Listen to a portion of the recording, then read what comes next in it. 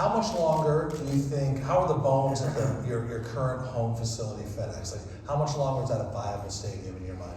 Look, it's a viable, stadiums have long lives. I mean, you know, it's like saying how long can you fly an airplane? You can fly an airplane for an awful long time.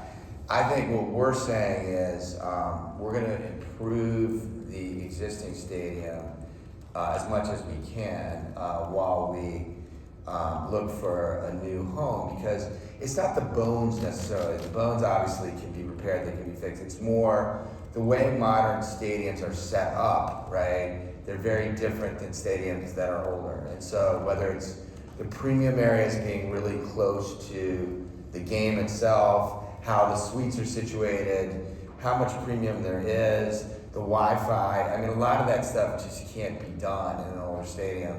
And so, you know, we're going to be looking at, you know, ultimately how do we move to a new stadium. And where does location fit in that decision making? Like ingress, egress, in terms of like way up, like way up, yeah. I mean, you know, obviously, you know, where it is. Accessible. Super important.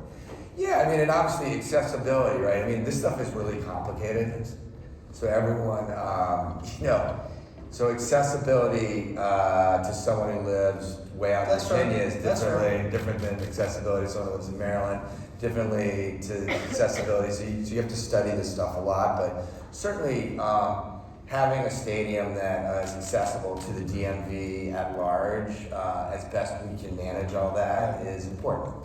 I remember I must have been like 8 or 10 peering, and my dad saying, "That's the owner's box," and saying Jack Hancock or whatever. But you know, look, I experienced that same thing, and obviously RFK was a place where, you know, the opposing teams didn't want to play, so we had an extra man on the field.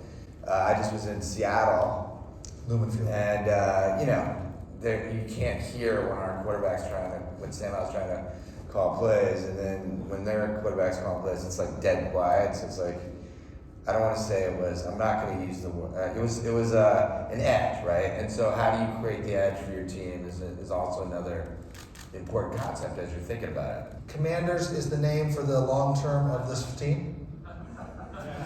We're focusing on that. We're focused on winning football games for the rest of the season, fixing the stadium, engaging with the city, and I know that is a topic that people in Washington want to talk about, and but right now we're focused on the things that we think are really important right now. And it's a long journey.